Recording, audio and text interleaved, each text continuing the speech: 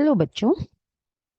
जैसा कि आपको पता ही है, हम कार्बन और उसके यौगिक जो चैप्टर है आपका क्लास 10th का, ये बहुत जो इम्पोर्टेंट टॉपिक्स हैं वो मैं आपको करवा रही हूँ। इससे पहले हम 4 पार्ट्स इसके हम कर चुके हैं। 4 पार्ट्स में आपको एलोट्रॉप्स के बारे में, यानी अपर रूप के बारे में, एल्केन्स, एल्कीन्स, एल्काइंस क्या होते हैं, उनके स्ट्रक्चर हम कैसे लिखेंगे, नॉमेनक्लेचर कैसे, यानी उनका नाम कैसे लिखेंगे आप, वो सब मैंने आपको डिटेल से करवा दिया। उसके बाद हमने साइक्लोहेक्सेन यानी वलय संरचना जो है उसके बारे में भी पढ़ लिया, बेंजीन के बारे में पढ़ लिया, समावयन के बारे में पढ़ लिया। आज पार्ट 5 में हम पढ़ेंगे बच्चों प्रकार्यात्मक समूह के बारे में, यानी कार्बन यौगिकों के जो फंक्शनल ग्रुप्स हैं उनके बारे में हम पढ़ेंगे। तो फंक्शनल ग्रुप्स क्या होते हैं, सबसे पहले आपको यही पता होना चाहिए। और यहाँ आपको 2 ग्रुप्स लिखे हुए भी दिखाई दे रहे हैं, ये क्लोरीन और ब्रोमीन।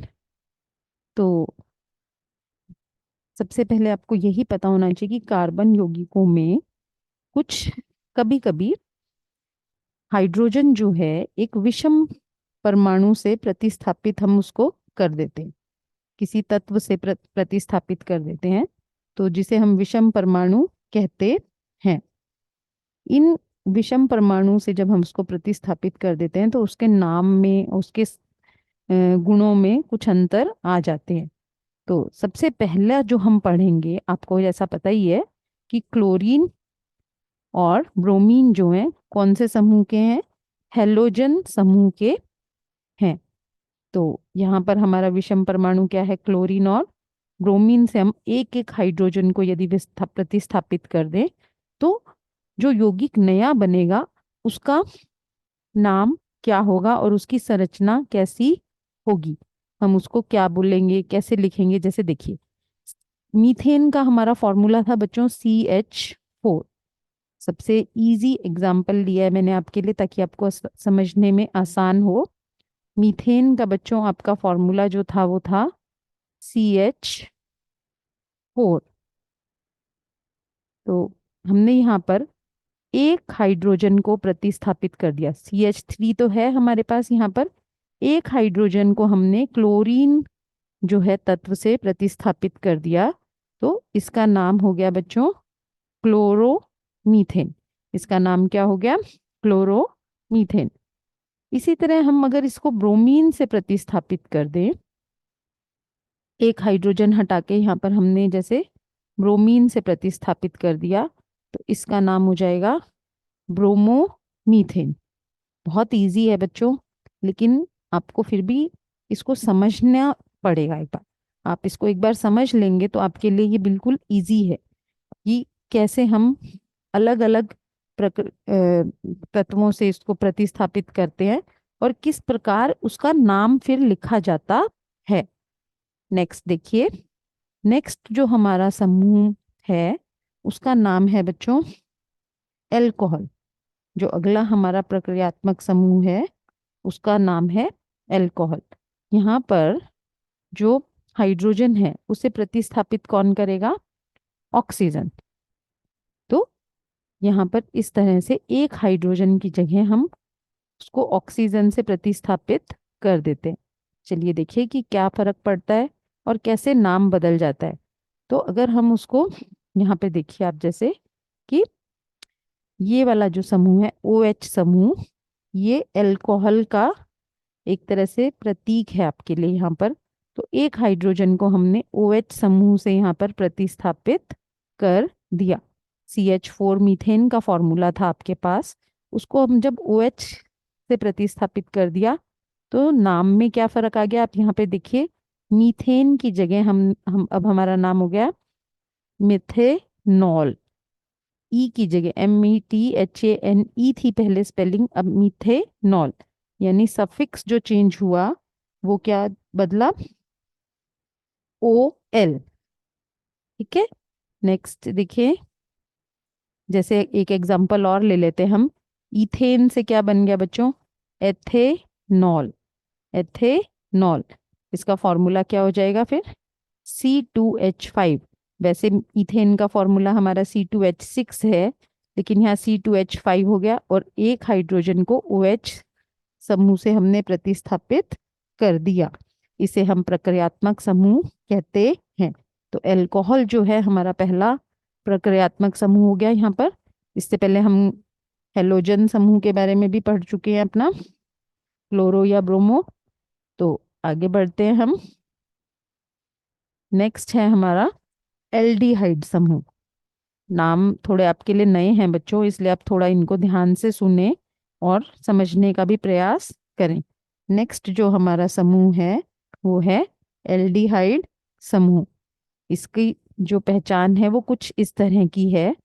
इसको हम इस तरह से भी लिख सकते हैं बच्चों, जैसे ये बॉन्ड है आपका, ये आबंध है एक, यहाँ पर एक कार्बन और इसके साथ एक हमारा क्या होता है हमेशा, हाइड्रोजन। इस तरह से हाइड्रोजन, और एक ये जो O है ये कैसे जुड़ा हुआ है कार्बन के साथ? द्विआबंध में। इस तरह से ये जो हमारा समूह है इसे हम एल्डिहाइड समूह कहते हैं। इसका भी उदाहरण देख लेते हैं हम, और नाम में क्या परिवर्तन आएगा वो भी आप इसे इसमें समझिए। अब जैसे मीथेनल, मीथेन में आपके पास एक कार्बन होना चाहिए, एक कार्बन यहाँ पर है आपके पास। और हमारा जो एल्डिहाइड समूह है इसकी संरचना मैंने आपको यहाँ पहले ही ऊपर बता दी। तो संयोजकता पूरी करने के लिए हमें सिर्फ एक हाइड्रोजन की आवश्यकता है जो यहाँ पर अटैच हो जाएगा, और इससे इसकी वैलेंसी या संयोजकता पूरी हो जाएगी। देखिए अब 1 2 3 4 कार्बन की संयोजकता पूरी हो रही है, और इस तरह का जो समूह होगा उसे हम एल्डिहाइड समूह कहते हैं। नाम क्या है इसका? एल्डिहाइड। और जो लिखने में नाम में परिवर्तन आएगा वहां पर क्या आ जाएगा? मेथेनल।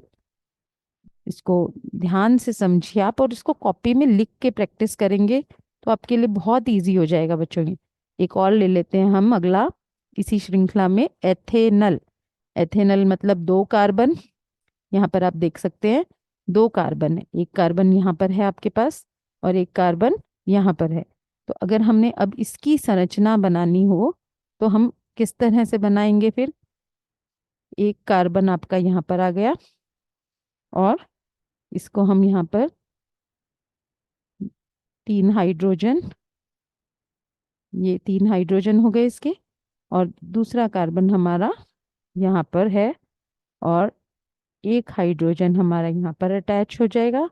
एल्डिहाइड समूह जो होता है हमेशा कॉर्नर में होता है बच्चों, इसकी पहचान आपको ज़रूर याद रखनी है, क्योंकि ये थोड़ा सा आपका जो नेक्स्ट जो आएगा उसके साथ कभी कभी आपको कन्फ्यूजन हो सकता है। लेकिन आप अगर इसको ध्यान से देखेंगे इसकी, तो ये समूह हमेशा साइड में है। कुछ इस तरह से इसका स्ट्रक्चर बनेगा। यहाँ पर हमारे हाइड्रोजन अटैच हो जाएंगे। तो इसमें जो नाम में फर्क आया, ई की जगह हम हटाकर क्या लिखेंगे? AL। तो नाम हो गया इसका एथेनल। इस तरह से हाइड्रोजन अटैच हो जाएंगे यहाँ पर, और ये आपकी संरचना बन गई एथेनल की। तो इस तरह से, और फॉर्मूला यहाँ पहले से ही मैंने लिख दिया आपके लिए ताकि आप इसको देख लें अच्छी तरह। कॉपी में ज़रूर लिखिए बच्चों इनको, तभी आपको ये याद होंगे, तभी आपको ये समझ आएंगे। नेक्स्ट ग्रुप जो है, नेक्स्ट हमारा है प्रोपेनल। प्रोपेनल का भी स्ट्रक्चर फॉर्मूला मैंने आपके लिए लिख दिया है, तो वो आपको समझ में आ जाएगा इससे कि किस तरह से आप प्रोपेनल बनाएंगे। तो प्रोपेनल इजी है बच्चों। C3 यहाँ पर है, C और 3 कार्बन है, और यहाँ पर हमारा साइड में ही जो है इस तरह का वो है। तो ये आपके लिए इजी होना चाहिए, और अगर आपको फिर भी कुछ डिफिकल्टी आती है तो आप अपने टीचर से या मुझसे भी पूछ सकते हैं कि आपको किस तरह से करना है। तो इसको आप समझें ध्यान से, और इस तरह का आपका स्ट्रक्चर कुछ प्रोपेनल का बन जाएगा। तो फॉर्मूला यहाँ पे लिखा हुआ है, स्ट्रक्चर आप खुद बनाने की कोशिश करें, जैसे मैंने आपको मेथेनल और एथेनल का बना के दिखाया, उस तरह से आप स्ट्रक्चर बनाएं इसका, जिससे आपको याद करने में भी इजी हो जाए। आगे बढ़ते हैं हम। नेक्स्ट अपना जो प्रक्रियात्मक समूह है हमारा, वो है बच्चों कीटोन। नाम क्या है इसका? कीटोन। इससे पहले था एल्डिहाइड, अब नेक्स्ट है हमारा कीटोन। तो कीटोन समूह कुछ इस तरह का आपका दिखेगा, और अगर हम इसकी संरचना बनाकर देखें तो वो आपको कुछ इस तरह की दिखेगी।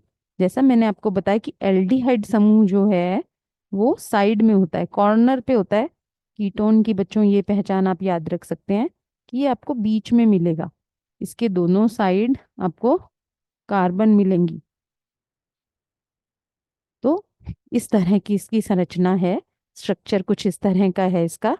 तो ये बीच में मिलेगा, जैसे यहाँ पर आप देख सकते हैं प्रोपेनोन में सबसे छोटा हमारा जो कीटोन है बच्चों वो प्रोपेनॉन है, क्योंकि दोनों साइड अगर हम कार्बन लगा रहे हैं, यहाँ पे देखिए आप, इधर भी कार्बन है और इधर भी कार्बन है, तो ये अपने आप ही 3 कार्बन होने से कैसा हो गया? प्रोपेनॉन। यानी हमारे पास इथेनॉन और मेथेनॉन नहीं होते, सबसे छोटा कीटोन जो है वो आपका प्रोपेनॉन ही है। और फॉर्मूला इसका इजीली बन जाएगा। अब यहाँ पर संयोजकता पूरी करने के लिए आप हाइड्रोजन लगा देंगे, एक हाइड्रोजन यहाँ पर, एक यहाँ पर और एक यहाँ पर। इसी प्रकार एक, तीनों इधर भी 3 हाइड्रोजन लग जाएंगे हमारे, जिससे इसकी संयोजकता पूरी हो जाएगी। और उसका फॉर्मूला यहाँ पर आपके आगे पास लिख ही दिया है मैंने। सॉरी, ये ब्यूटेनॉन का फॉर्मूला है हमारा। तो देखिए यहाँ पे फॉर्मूला भी आ जाएगा इसका, ये रहा फॉर्मूला। प्रोपेनॉन का फॉर्मूला ये आ गया आपके पास, CH3CO देन CH3। और किस तरह से इसका स्ट्रक्चर बनेगा ये मैंने आपको ऊपर ही दिखा दिया है पहले। तो नीचे जो हमारे पास है ये ब्यूटेनॉन का, क्योंकि इसमें 4 कार्बन है, तो ये ब्यूटेनॉन का फॉर्मूला है। तो आप फॉर्मूला भी देखें, स्ट्रक्चर भी देखें, क्योंकि बच्चों ये इम्पॉर्टेंट टॉपिक है, सिर्फ इस क्लास के लिए नहीं, जो बच्चे आगे साइंस पढ़ना चाहते हैं, ऑर्गेनिक केमिस्ट्री का ये बहुत ही इम्पॉर्टेंट पार्ट है। नेक्स्ट है बच्चों आपका कार्बोक्सिलिक समूह। कार्बोक्सिलिक एसिड या कार्बोक्सिलिक अम्ल भी हम इसे कह देते हैं। तो इसमें हमारा जो प्रक्रियात्मक समूह है वो कुछ इस प्रकार का है, COOH। अगर हम इसकी संरचना बना कर देखें तो कुछ कैसे बनेगी? ये हो गया हमारा, एक कार्बन इसमें ऑलरेडी है ही, और एक OH है इसमें आपका, यहाँ पे सिंगल बॉन्ड के साथ एक OH,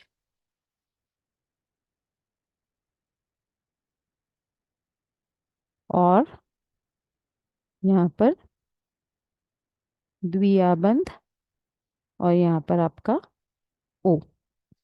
ये हो गया आपका COOH। तो इसे कार्बोक्सिलिक समूह हम कहते हैं, या कार्बोक्सिलिक एसिड बोला जाता है। तो सबसे पहला हमारा वही मेथेनाइक। अब यहाँ पे ओइक, ई हटा दिया हमने मीथेन का, और इसमें जो सफिक्स ऐड करेंगे आप वो क्या है? OIC, मेथेनाइक एसिड हो जाता है हमारा ये। इसका फॉर्मूला आपका होगा बच्चों HCOOH। यहीं से आप इसकी संरचना समझ सकते हैं, कार्बन यहाँ पे ऑलरेडी है, तो यहाँ पर सिर्फ एक हाइड्रोजन लगाने से ही आपका मेथेनाइक अम्ल बन जाता है। ये बन गया आपका मेथेनाइक अम्ल। नेक्स्ट देखिए एथेनाइक अम्ल। अब यहाँ पर भी OIC। ये याद रखने वाली बात है बच्चों कि आपने कौन सा सफिक्स ऐड करना है। यहाँ पे आपने ई हटाया और OIC लगा दिया। हिंदी में भी सेम नाम है, इंग्लिश में याद करना थोड़ा सा इजी है बच्चों ये, इसीलिए मैंने आपको यहाँ पर इंग्लिश में ही लिखे है एथेनाइक अम्ल। तो यहाँ पर आपका ये हो गया फॉर्मूला CH3COOH। बिल्कुल इजी है वैसे, लेकिन आपको अच्छे से समझ के कॉपी में जब आप इनको खुद से लिखेंगे तो आपके लिए बहुत ही आसान हो जाएगा। तो इस प्रकार ये हमारे पास प्रक्रियात्मक समूह है। आप इनको अच्छे से बच्चों रिवाइज करें, और नेक्स्ट वीडियो तक पढ़ते रहें। एग्जाम्स आपके बहुत क्लोज हैं बच्चों। Keep studying. Thank you very much.